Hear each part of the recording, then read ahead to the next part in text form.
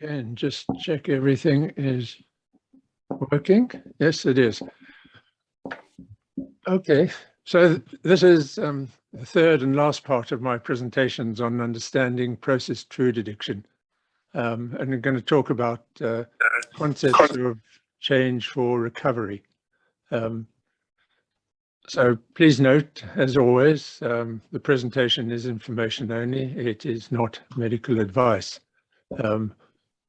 Also, I know that I can only give some thoughts on the subject of food addiction that is hardly studied very much in the scientific community and is not recognized as a disorder like drug or alcohol addiction. So I'm going to run through some ideas that I had, 10 concepts of change for recovery. Firstly, identification. So some of you have done the survey and you know your score, and but even if you had a low score, I think that these concepts will be of relevance as well. Secondly, acceptance. The process of denial and acceptance we went through in part 2, but it's a necessary rung on the ladder. Thirdly, just knowledge. Well, this is a big one, but I guess they're all big ones. But how can you get to your destination unless you know the route that you need to travel? And by that, I mean what food to eat, what to avoid, what works for you, what are your trigger foods. So I'll suggest some guiding principles later on, which is going to be a repeat in many ways of what I've said before in previous presentations.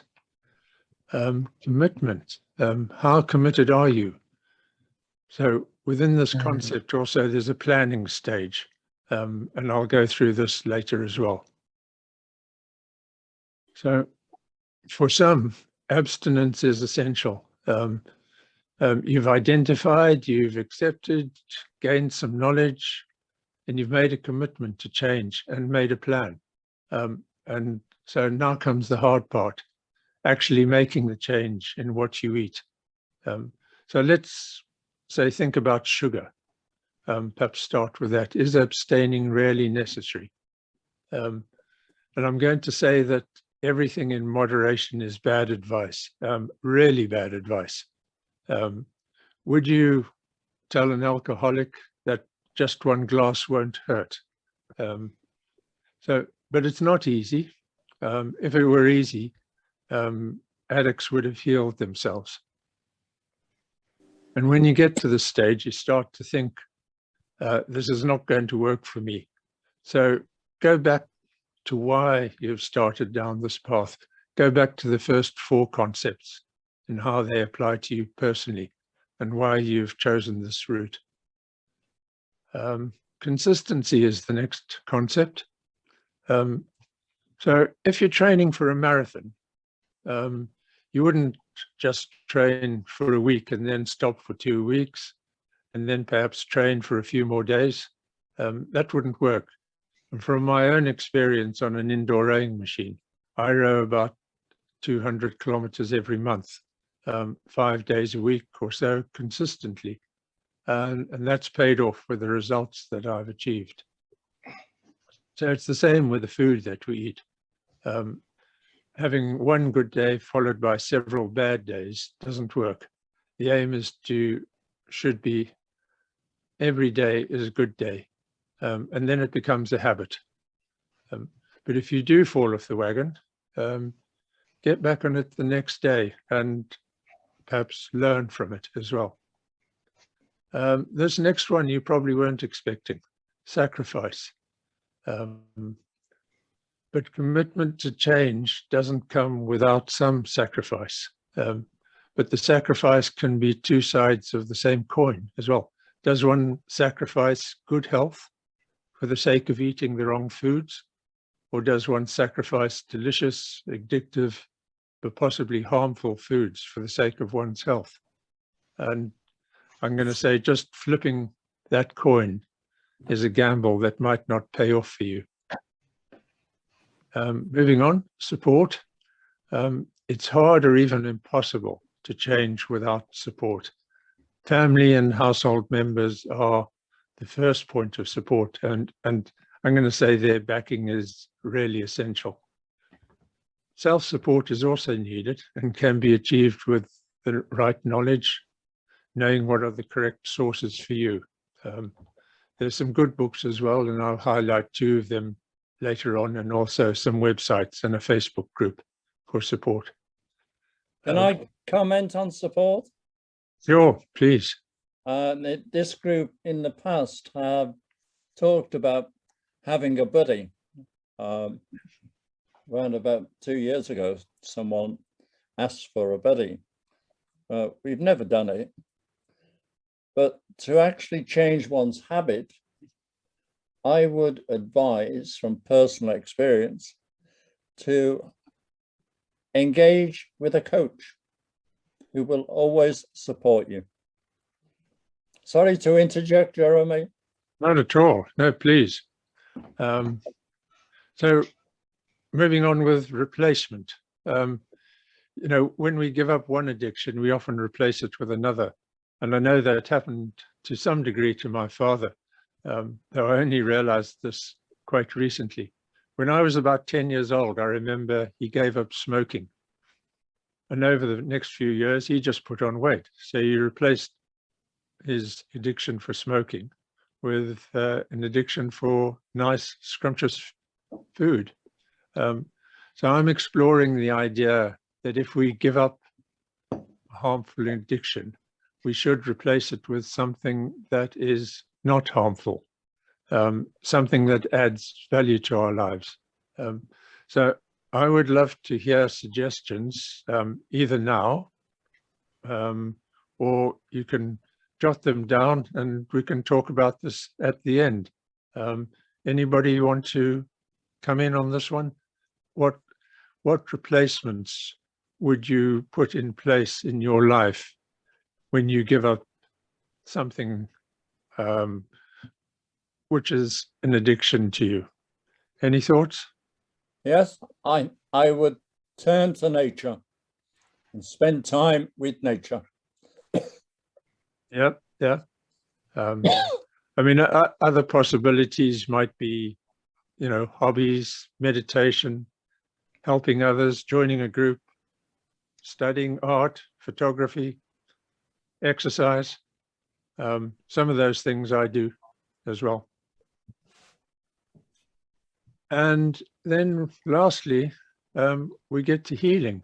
And if that's not happened, perhaps more support is needed or a renewal of commitment. The thing is to change the plan, not the goal. So very briefly, what should we be eating? And I'm going to be repeating myself from past presentations, so I'll try and whiz through this quite quickly. But anything that is essential to human nature, to human survival, is not addictive. And we only have to eat real food. We do not have to eat ultra-processed food. And there are the 2 pictures, but what you eat affects how much you eat.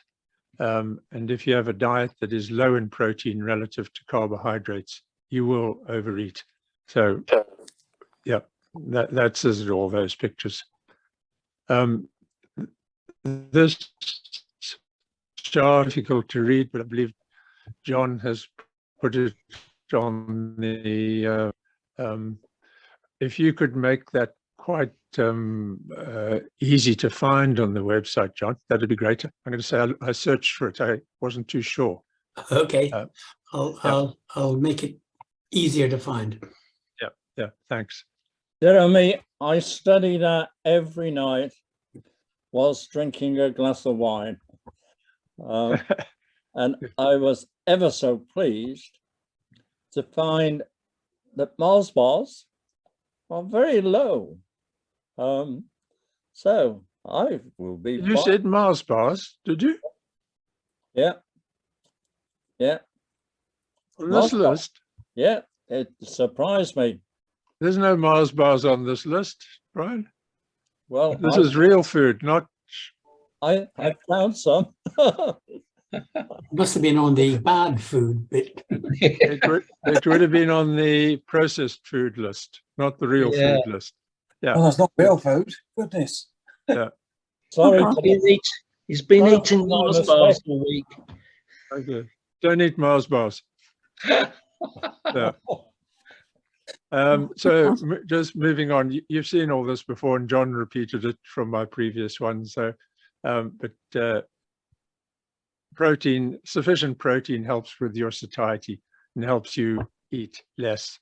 And I'm going to repeat this one, that animal protein is superior to plant protein. And there's studies to show that as well. Control your carbs. Low carb can reduce both hyper and hypoglycemic events, and cut sugar and refined grains, and eat natural fats. And this, contrary to popular beliefs and the NHS website, saturated fat does not cause heart disease. And there have recently been 2 studies, one from the American Journal of Cardiology, and another one in the European Journal of Preventive Cardiology, and they both say the same thing, and I put the links down there. So I would say avoid processed vegetable oils and spreads. Moving on, some of you have seen this quote before and some of you haven't. 85% of ill health is due to your diet, and what you eat determines on a daily basis how you feel, your emotions, your energy, and whether you're becoming healthier or less healthy. So 85%, that's a big amount. So moving on to goals. My primary goal, and I'm going to talk about myself because I'm not here to give medical advice, so this is all relating to me, and you can see how it relates to yourselves.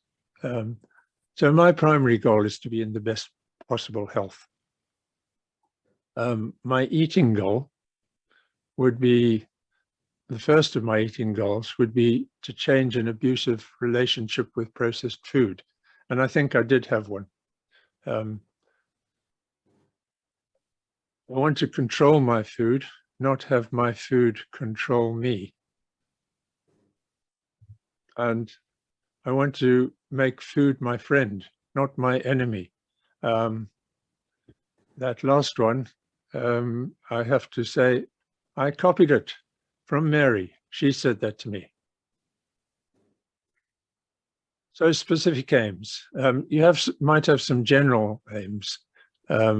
Improve physical health, improve mental health, just to have higher levels of energy and vitality. There may be some measurable aims, like your weight loss or gain or weight measurement.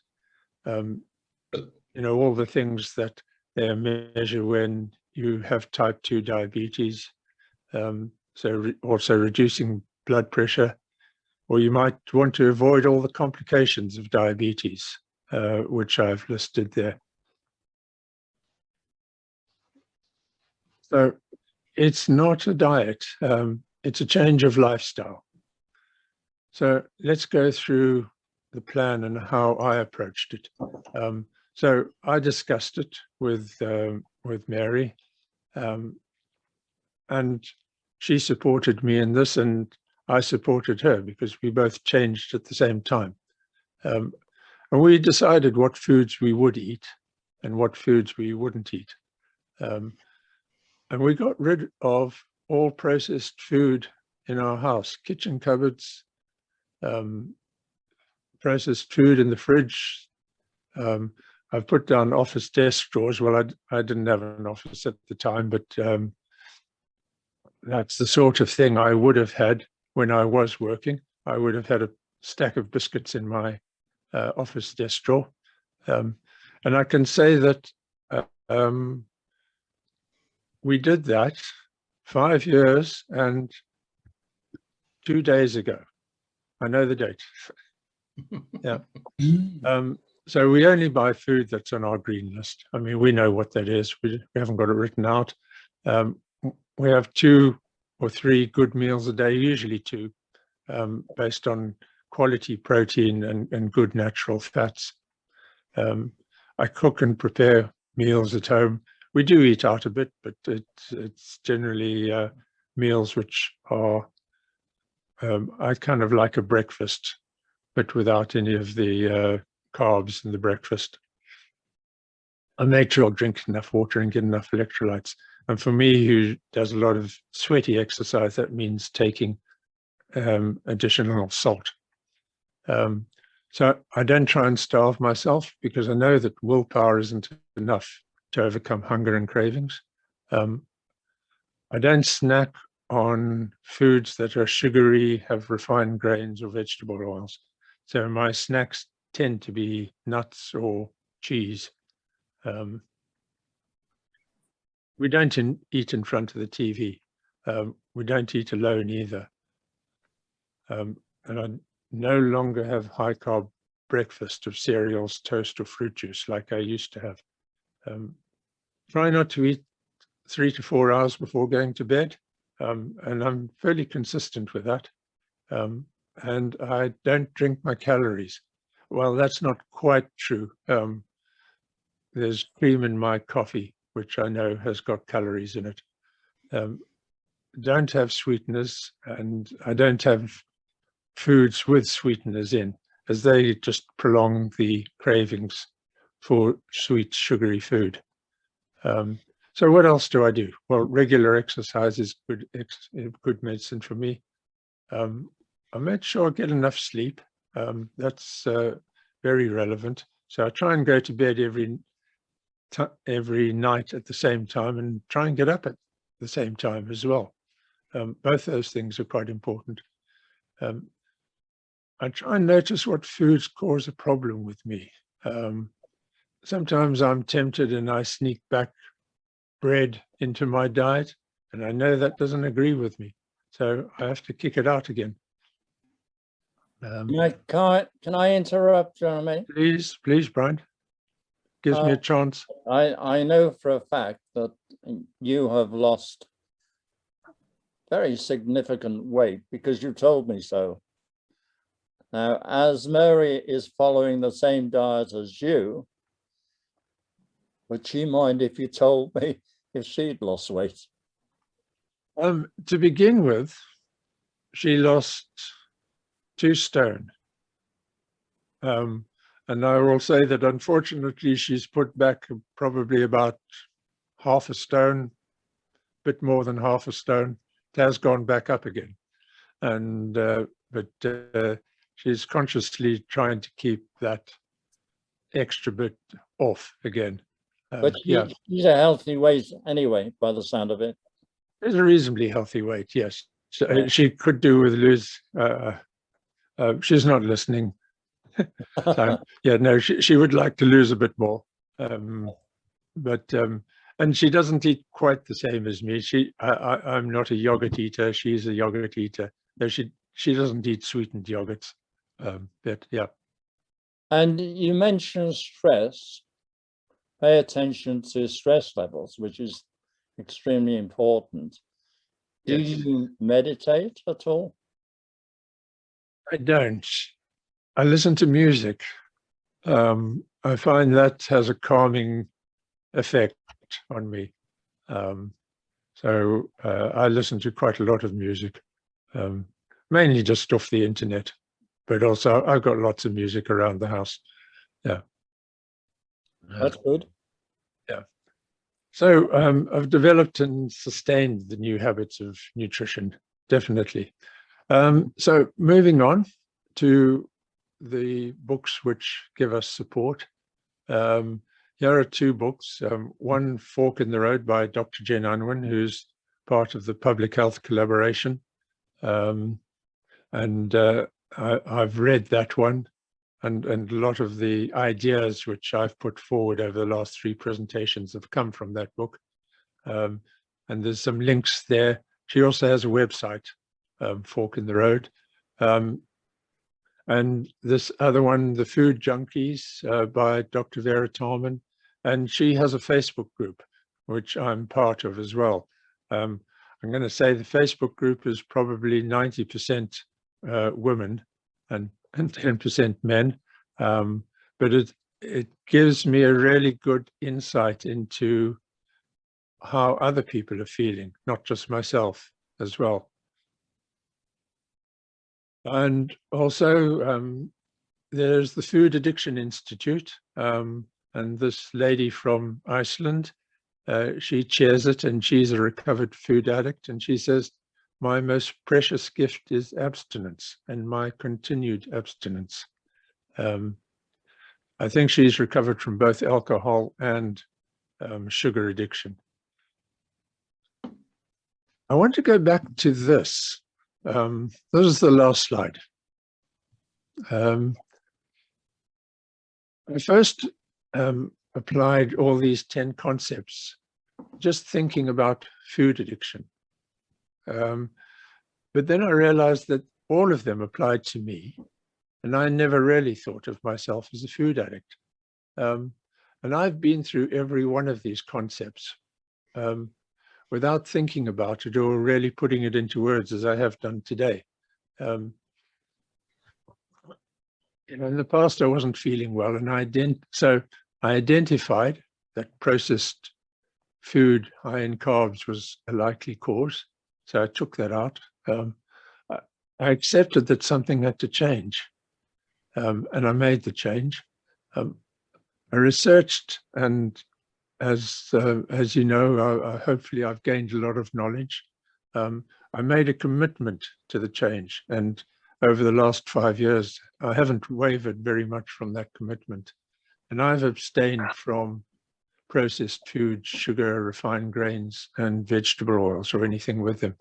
And I've been consistent in maintaining this change as well, though it hasn't come without sacrifice. I still look at the pastries when I go into a coffee shop, and I do go into coffee shops a lot, and I think, well, maybe just one today. But I don't, because I know that's the start of, you start having one, and then the next time you have another one, and it's the start of the rot. And of course, I don't think I could have achieved this without the support from Mary, because she supports me and I support her. And we both feel a hell of a lot better for making the changes.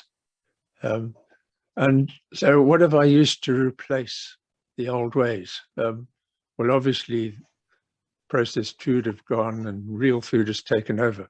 I do more exercise now. That's one of the replacement things. I'd say it's slightly addictive for me, but not in a harmful way. And my other major activity that I do, which is this, is doing the research and preparing these presentations like this one and trying to help others. And I think that is quite a key part of the sort of replacement remedy that I've had. And the healing has come. It didn't come all at once. Some conditions got better after only a few weeks, but others have taken years. But then I had another sort of aha moment. It hit me. If this applied to me and my healing process, can it apply to others?